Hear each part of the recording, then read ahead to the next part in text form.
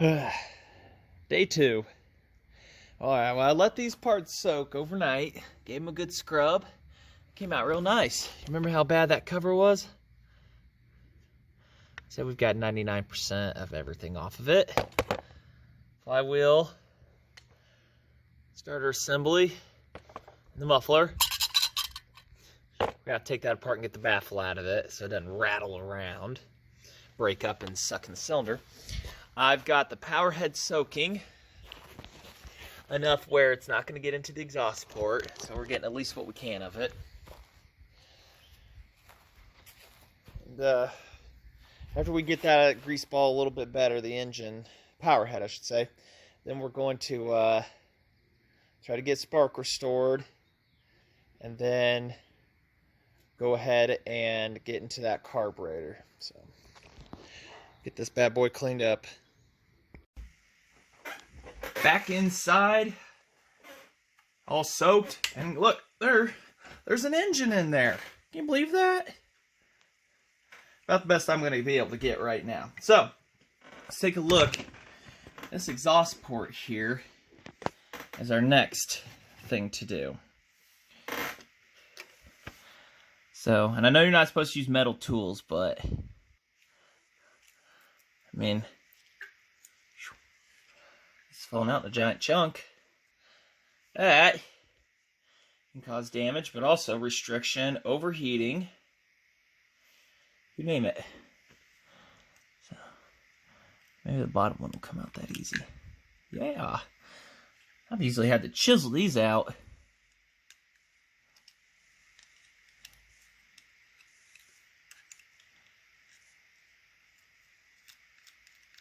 So that can cause all sorts of problems. Looks like we are good on the exhaust. So we've got to get the ignition put back in.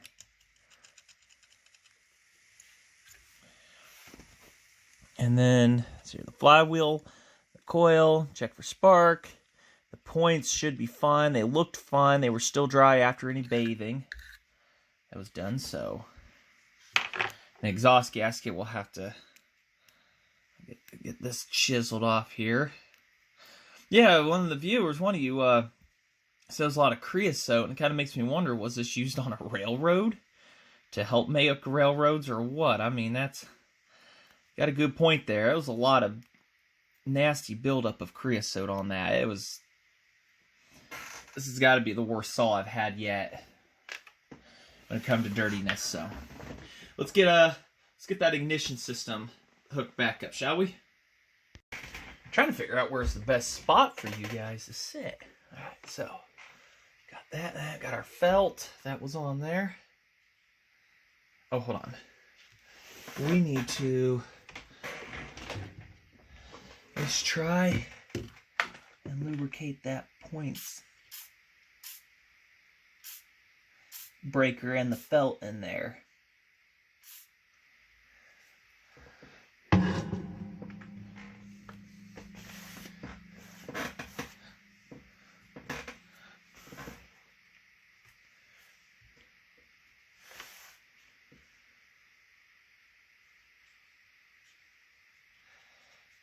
And it was behind it, so we're gonna roll with it. We're gonna play along with it, right? Looks like the flywheel was doing a little bit of rubbing on something there. Almost looks like a D44 flywheel, really.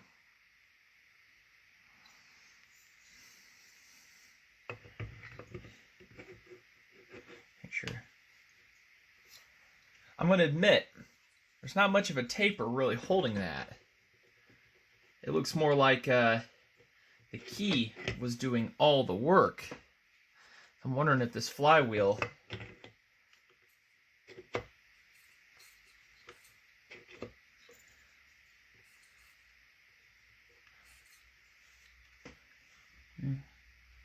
I'm quite curious if that flywheel's any good or not. Or if I'm going to have to use a different one here.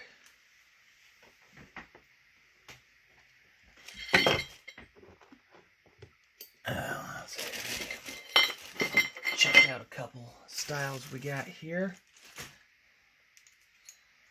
Everything's wanting to stick to each other, being metal. Let's do a quick test. That definitely ain't gonna work.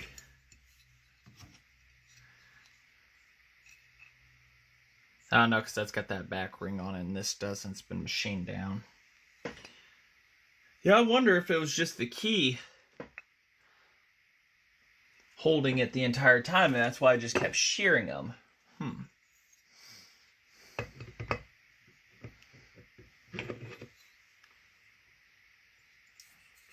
mean, it's got a little bit of grab onto it, but I fear we're going to be shearing a key here soon, so hopefully we can get it running just enough to test that theory. And so that taper's looking pretty. Somebody's looking a little wallowed out there.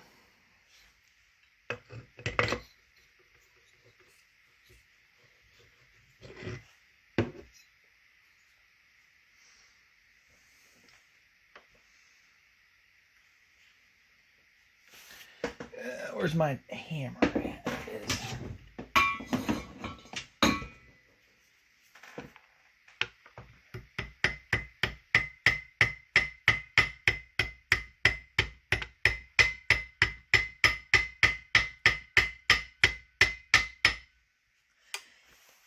Yeah.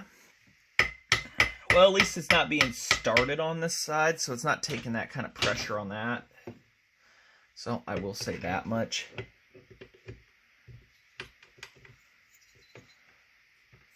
We're going to leave the felt out for now. I doubt it was actually doing the rubbing through on the metal.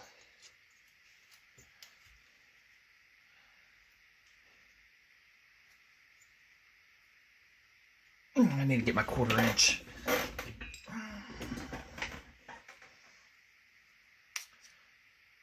Or whichever size to be able to put in and hold the flywheel.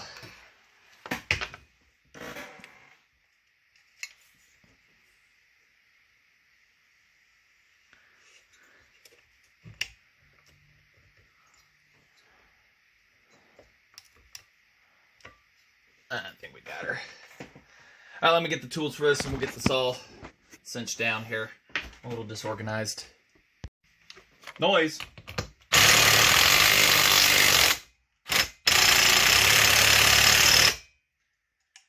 Guess the holder's not really holding too well.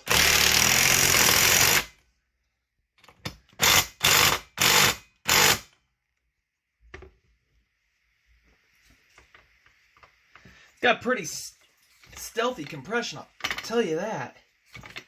All right, let's get that coil on. On gapped everything.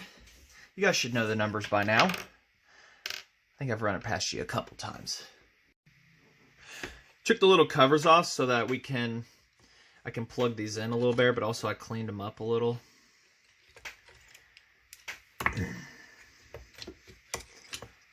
Oh. Which way did that go? Okay, like that, I guess. Yeah, because the direction of the paint.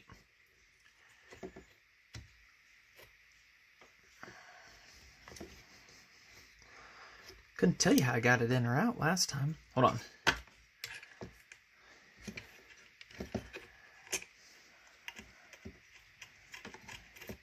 You guys want to help me there? There we go. Give me a little hand.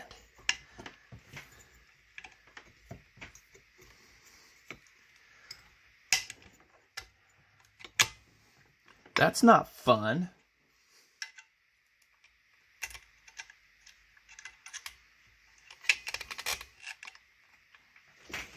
We're not even in the slot there. Gotta go up a little more. Well, I said you gotta go up more. Just slide through right there. Yeah, guys back in the day would bypass those governors so they can get more rev out of them. Get a little more RPM. This gold girl we're gonna try and keep this way. I had a viewer comment on one of my other videos, a 210, my SDC conversion, and asked why did I not keep it original. And I just don't like the Bullfrog carburetors. They, in my opinion, they suck to tune. There's a lot of steps involved. And kits are not getting any cheaper, any newer for them. I mean, maybe somebody's making them out there. I don't know if Bob Johnson in New York is making those ones. But they're not getting any newer. The carbs are just a pain to tune. The single jets have a 5-step process, and the dual jet have a 7-step process. So I don't know. Those are definitely not it, because these are painted yellow. Am I using too long of screws here?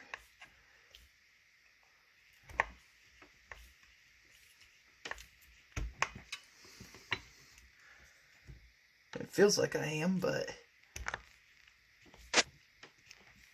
might be. Those are covered in just as much yellow paint as that. I cleaned and blew the threads out to make sure they were fine. Might have had a little gunk get down into them. Those shorter ones might actually be the tickets.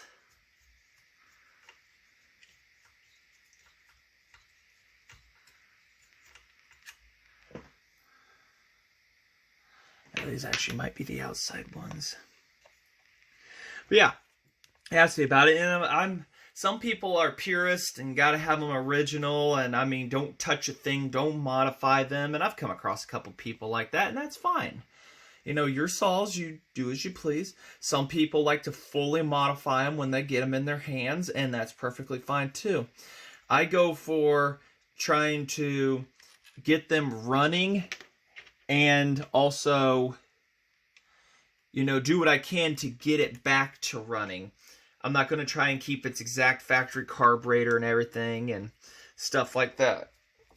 I mean, there's no point in fighting with something that's not going to not work for you. Get the saw back and going, get it running.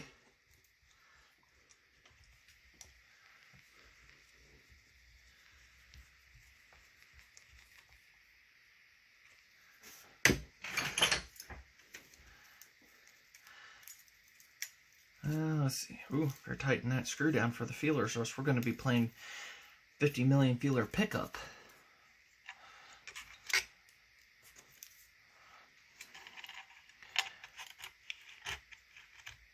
I know that ain't the magnet, but I think McCulloch got them pretty close. I'll get the other one cinched in here real quick.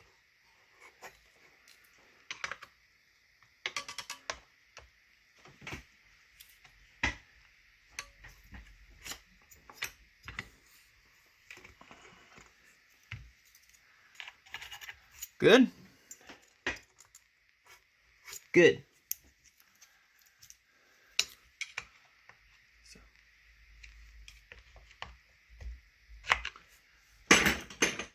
Alright, hook our points up. And we're just going for a quick test to see if it fires over and everything here in a bit. We are going to check and see if we have ignition. Alright, let's get the light off. And spark plug out, grounded. I don't know if the on and off switch works or not, but I've got it hooked up. So, here's to hoping. Ready? Oh yeah, big beautiful spark. Let's see if that kill switch works. I hate taking those apart. Oh yeah, kill switch works as it should, so. Let's get that muffler taken apart, tossed on, and we can go do a test fire. Helps to have you guys here. Guess you guys want to see all the action, huh? Yeah, screwdriver wasn't going to cut that. So, Vice grips to the rescue. The other screw's missing. Thankfully, I want to say. Maybe it's the reason why everything's flopping around on the inside. How do you want to make your Mac loud? 101.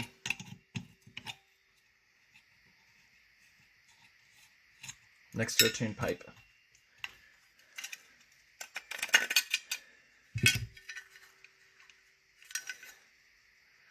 Gotta pry these apart.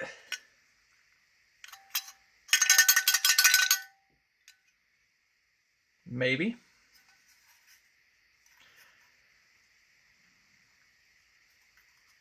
Oop.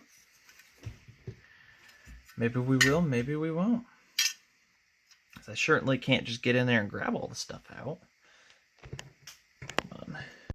Can't say I'm proud of doing this, but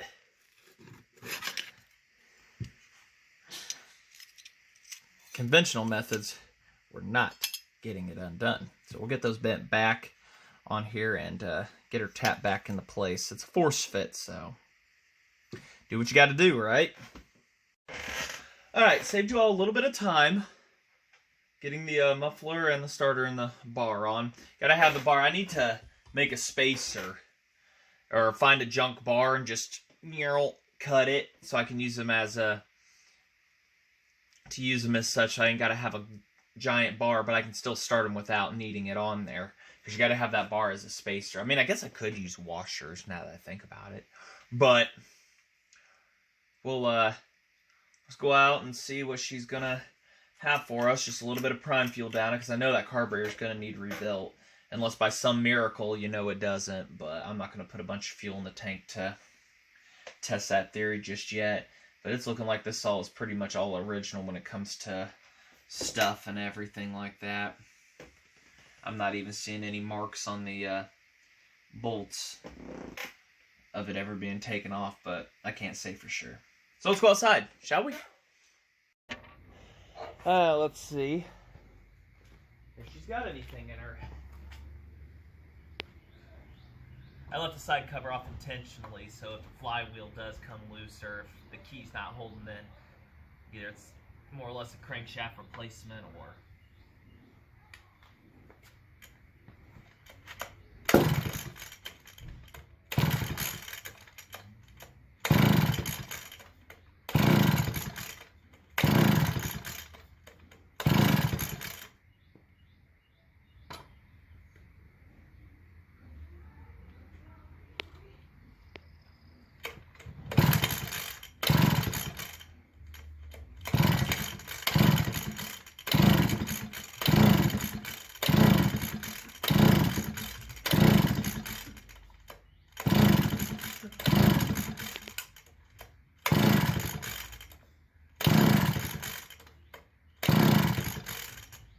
something. I'm suspecting there might be a little water on the plug. Should have brought that wrench out, so let's go get that. Well, we lost ignition. We got that one pop out of her, and that's it. So I pulled the points here, and everything looks good in there. Nothing's changed that I know of, or that I can see. They look clean as can be. Get the light down here. Yeah, they're clean. We're getting awesome spark with them. So, I don't know. Kind of weird.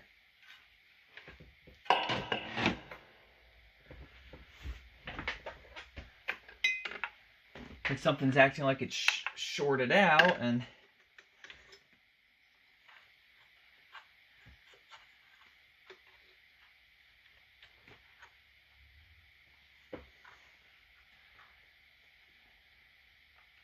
I know the condensers, you have to ground them. Yeah, I got one good pop, and that was it.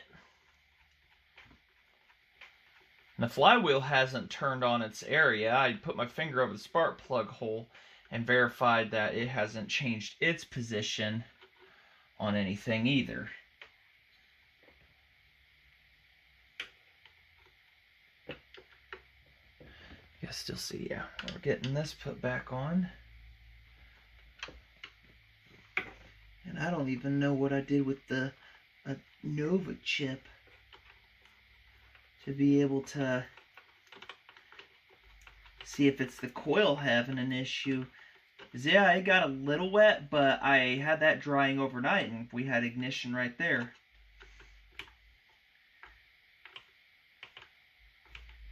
I just wonder if the flywheel could have jumped ever so slightly, but I don't know. And I bypassed the switch, checked it, and so we'll bypass the switch here. Bypass the switch here. And we've got nothing. Makes you wonder, huh? Let's pull that nut off that flywheel here and see if it did move on us. If it pops a key, then there's no real way of actually saying that it can run.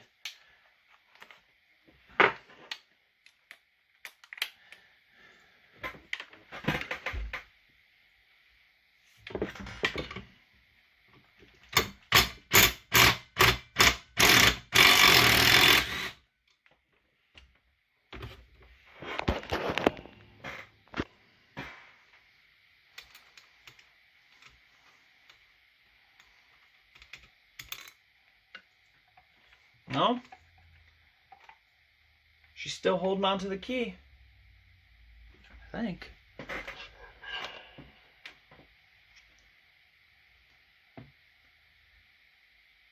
Yeah, hasn't slid from the looks of things.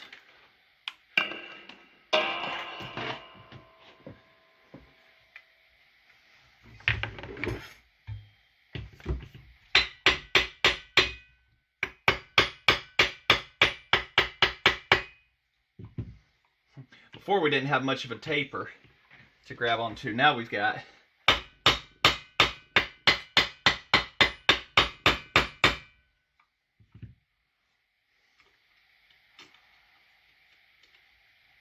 Some people are going like, ooh, ouch, I know.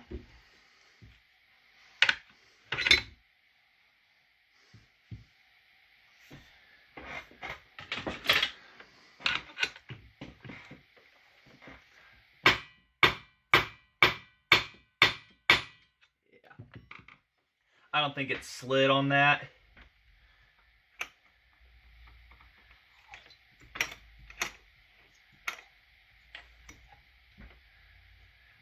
We're gonna have to try to see if we can pull that off, possibly. No, she didn't shear the key like I had thought she could have. But I had to check that. It's got taper. It holds it. So what we might end up doing is, I ain't got a coil that's to that exact. That's the problem, because the only one I have will get in the way of the air vane governor, I think. So, but I'm thinking maybe the coil. I don't know at this point. So we'll get the flywheel back on here and see what's going on. It's just odd. I had to get the polar out for it.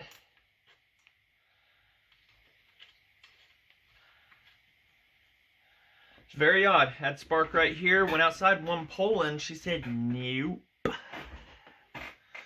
So let me get stuff put up and we'll get that coil swapped. Alright. Not points. They checked out fine. I rechecked their gap. So what have we got going here?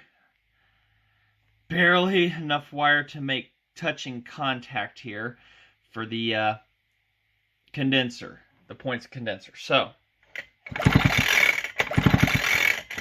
it is indeed the coil is having an issue on that other one.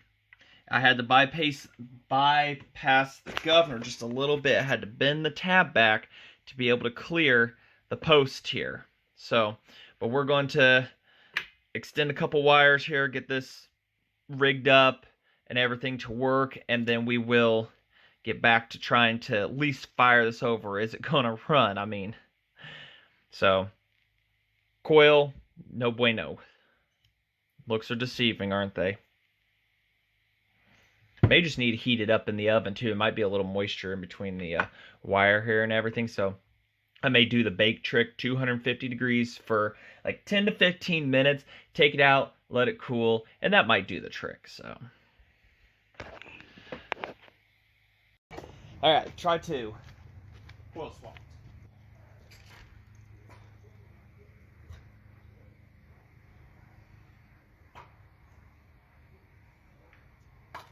All right, sweetie.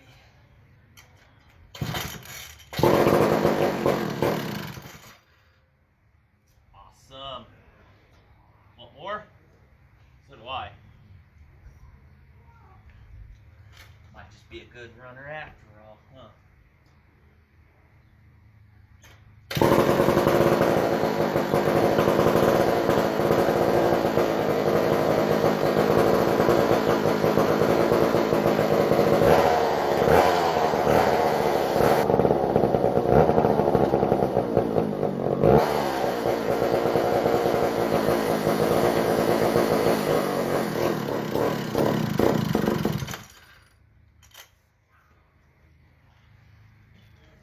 I think we're going to have a real good candidate for a carb rebuild on our hands here. So we may make that the next video. So thank you all for watching. Project, what do we want to call it? Opening a can of worms.